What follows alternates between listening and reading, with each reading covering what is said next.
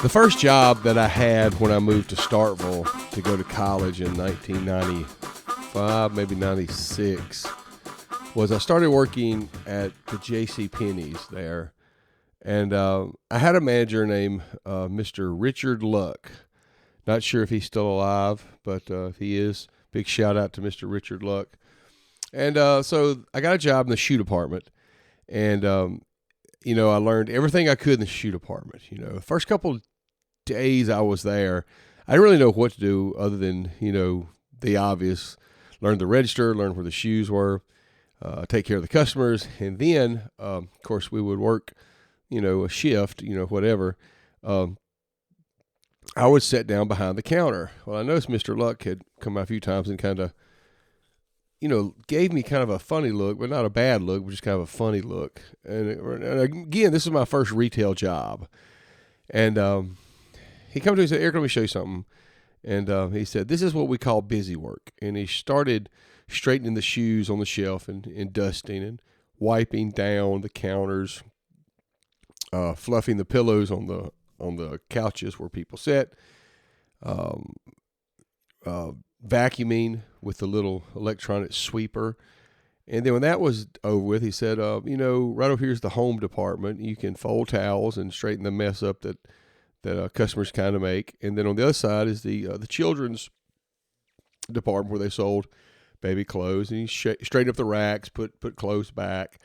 And sometimes they all wind up in one place. The shoe department is where everything kind of bottlenecked because shoes were the last thing that people bought. They had always brought back some kind of items back there. If they had a dress, they'd buy the dress first and match the shoes. But anyway, everything kind of bottlenecked back there with the shoes.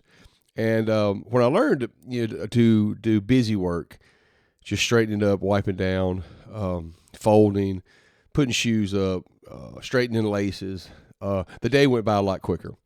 And I was thankful that Mr. Luck showed me how to do busy work. It required us standing up a good bit, but after you took your little feather duster and dusted and do everything you need to do, soon it was lunchtime, and then it was time to go home, and your area looked good. And the other thing that I noticed that helped me out, especially during my tenure at JCPenney, absolutely love JCPenney's, by the way. I absolutely loved working there. What I learned is that I learned a lot about every other department there as I did busy work in their departments. So pretty soon I could run and help in every area of the store. I learned how to do the catalog, doing busy work. I learned how to do all sorts of things. And I said that to say that the worst thing you can do while waiting on a miracle of promise, promotion, relationship is to do nothing.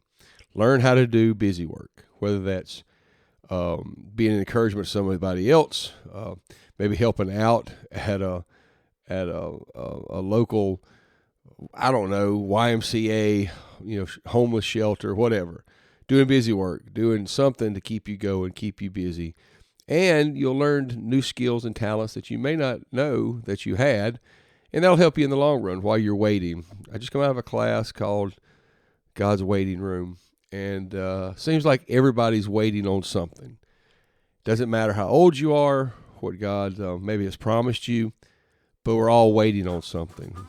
And so I encourage you all to learn busy work, doing something while you wait.